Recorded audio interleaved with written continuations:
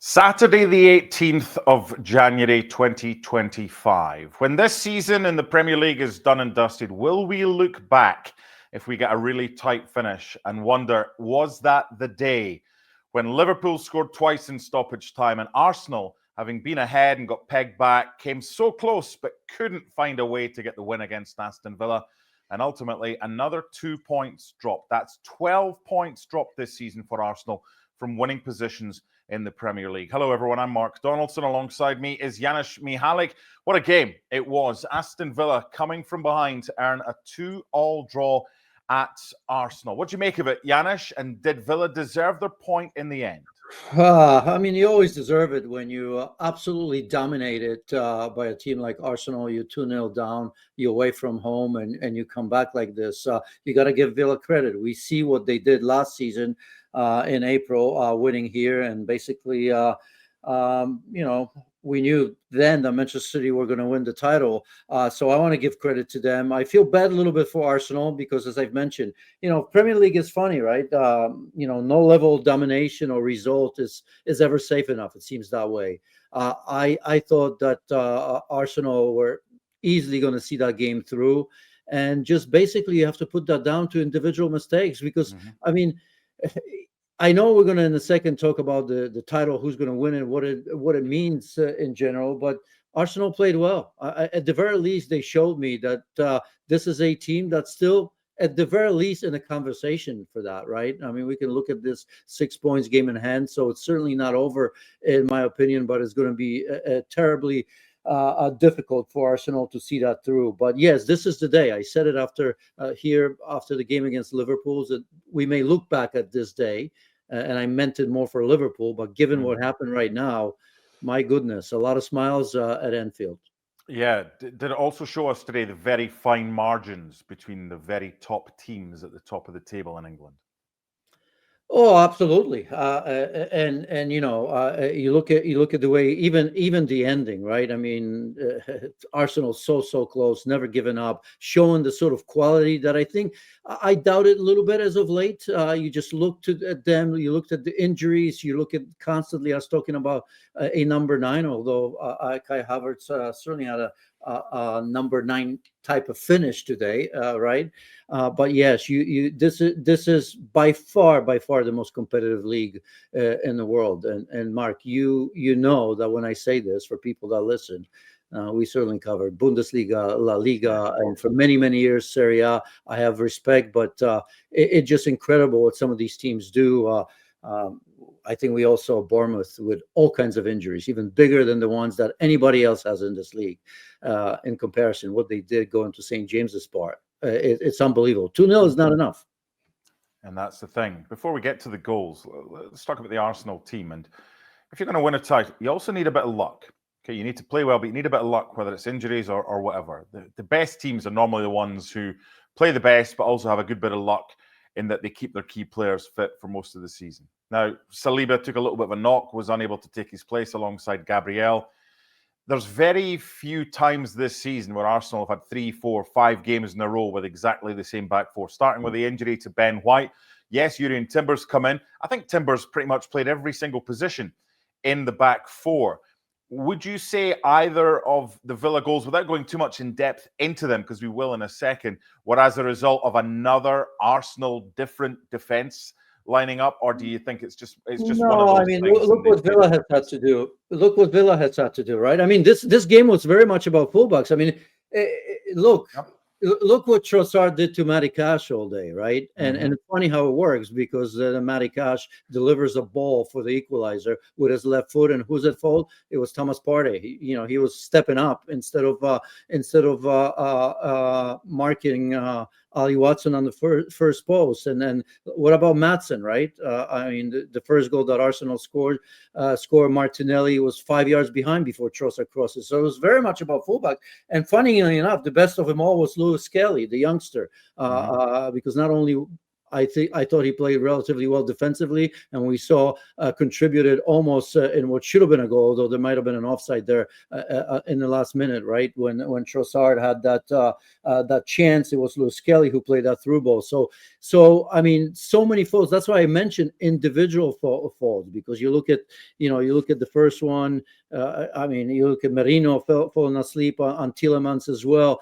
It wasn't necessarily that Arsenal weren't good. I think they were excellent in so many ways against an excellent Villa team. But individually, it just happens. It wasn't a function of a team necessarily. It's easy for us to say, yes, Saliba is one of the best in the world, top three.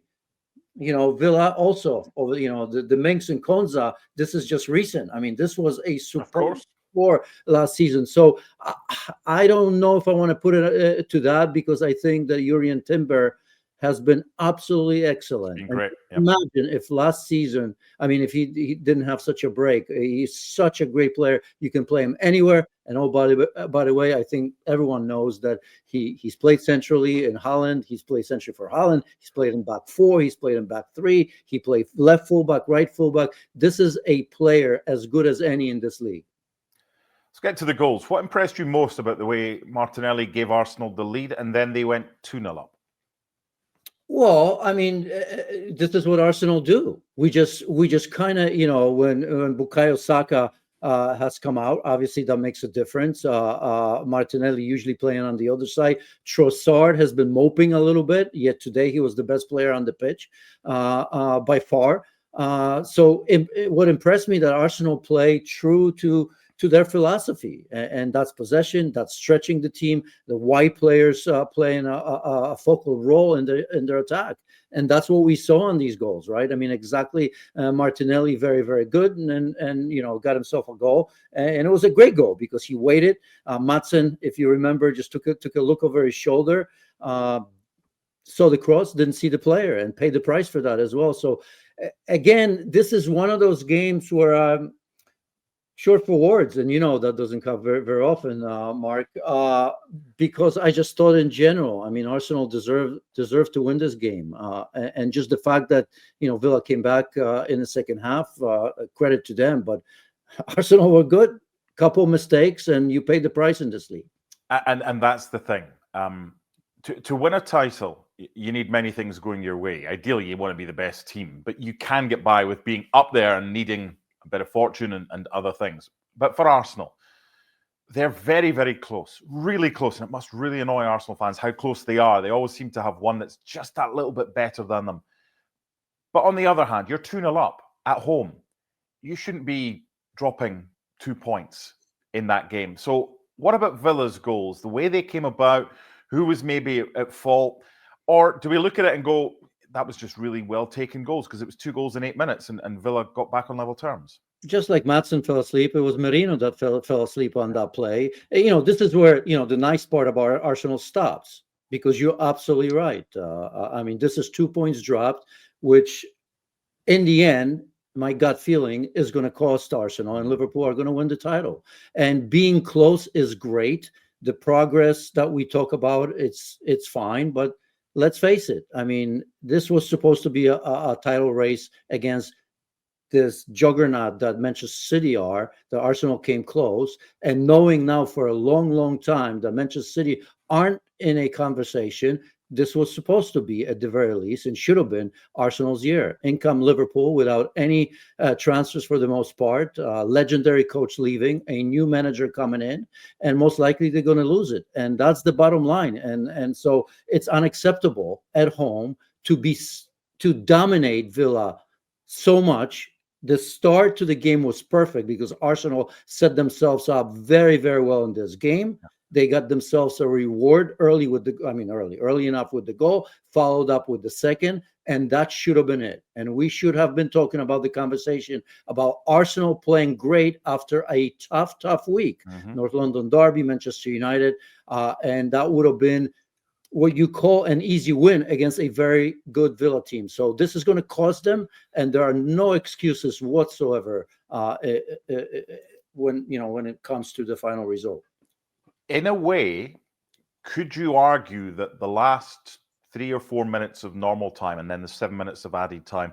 And the dominance Arsenal had in that is a bit of a microcosm of how close they have been to getting over that line, but not quite doing it. So you've got the Mikel Merino shot that took a deflection. It hit the arm of Kai Havertz because he's the last attacker to hit the ball. It gets disallowed. It has to. Leandro Trossard right across goal. Mikel Arteta thinks, oh, that's close, but it just goes wide. There was so many near things right at the end. And Arsenal have done enough in the last 2 or 3 years to never be written off, because we've seen them as they found a way, because that's what really good teams did. But they didn't find a way today. And that's kind of been a microcosm of life at the top under Mikel Arteta, hasn't it? So near, but yet so far. Yeah, I mean, and that's why even though I've said it, that it most likely is going to call Arsenal, because even before this game, right? I mean, we had, at the end of the day, Arsenal, with what we know right now, they're going to pretty much run the table. But I refuse to rule them out, because that mentality is there. I mean, it's a difficult schedule, as we've seen the cup games and the opposition that they play, the injuries that they have. Everybody deals with that, but it's not easy to play to that sort of level, to get themselves up a couple of days after North London derby, to play against an excellent Aston Villa team at that level. And to me, that means something. This is not an Arsenal team that looked second best in that game. I guess we would have had a different conversation. So there's no quit in this team. I didn't see it today. I mean, they absolutely knew that they needed. I mean, they were pushing until the end. That's obvious. They had to, but they did it with quality. They didn't do it with panic, right? They didn't do it just throwing people up there. Their philosophy continue. That wide game, Trossard, again, very, very good. So I'm going to stop short of saying this is it. It's easy to say that. I mean, there's certainly mountain to climb. No questions about that. But I'm not writing them off just yet. They will be in that fight until the end, and most likely will come up short. Look, we're just over the halfway point in the season. We've had plenty of twists and turns. Just today, Bournemouth winning at Newcastle by 4-1, and Liverpool scoring late. There's no way you're writing anybody off. We might be at the stage now, though, where there's more likelihood of Liverpool having to come back to the chasing pack than the chasing pack catching Liverpool. Is that fair? Yes, but we saw today. I mean, this is not Liverpool at their absolute best that we've seen in years past, and we understand that. But Liverpool came 2 late goals from Darwin Núñez. They dominated the opposition as well, but we've seen some softness on their part, and they have some issues. They're going to have to deal with a lot of competitions as well, rotation. And yes, just as I said today, that for me, at least in my opinion, Liverpool has to concentrate on the league and nothing else. Same goes for Arsenal, even more so, because I don't think that Arsenal are capable of winning the Champions League. I think Liverpool may have a better shout at that. The other cups, I don't really, in terms of Liverpool, I don't want to say they're meaningless, but the FA Cup or the League Cup, I don't think are high on their priority list. For Arsenal, maybe more so, right? Because I mean, they're going to have to win something. One FA Cup in all of that run with Arteta doesn't seem enough. It's only fair to end this by talking about Villa, because we've spoken a lot about Arsenal, understandably so. They're title contenders. But it's like anything. You and I have spoken. There's always 2 sides to everything, and there's always the headline, there's always the narrative. But in this case, there's the side that, whether or not they deserved something from the game, they came back from 2-0 down against a very good side who were playing very well.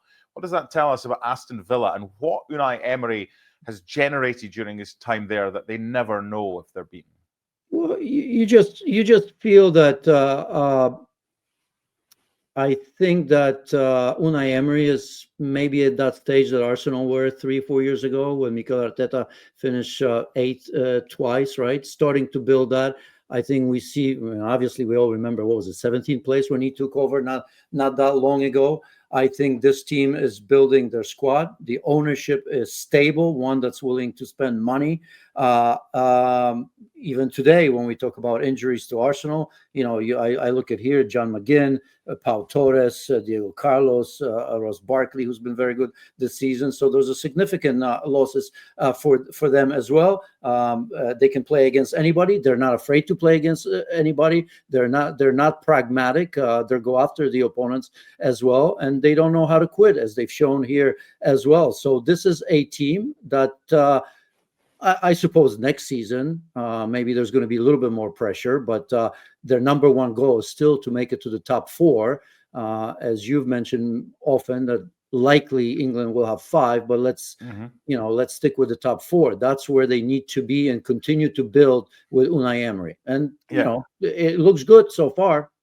Yeah, they're only 2 points behind Newcastle. And when we talk about progress, and look, one of the reasons why we're not writing Arsenal off, because anything can happen. I'm going to take you back just as we wrap this up to June 2020. I think it was the first game back after COVID. It was Aston Villa against Sheffield United, and both sides were really struggling. And at that stage, Villa were just hoping to stay in the Premier League. It'd been a kind of tough spell.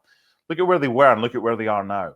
And look at where Arsenal were and look at where they are now. Mikel Arteta has never finished any lower the following season than he did the previous season. It's either been the same or it's been better. Now it's going to be tough to maintain second and to try and get to first. But it just shows you it's a long game, isn't it? In a world where we all lack patience, sometimes you need a little bit of that as far as Arsenal and Villa are concerned. But today, Villa get a point when they were 2-0 down. Arsenal huffed and puffed towards the end of the game, but they could not blow that Birmingham house down as Villa go back to the north with 1 point. Bye for now.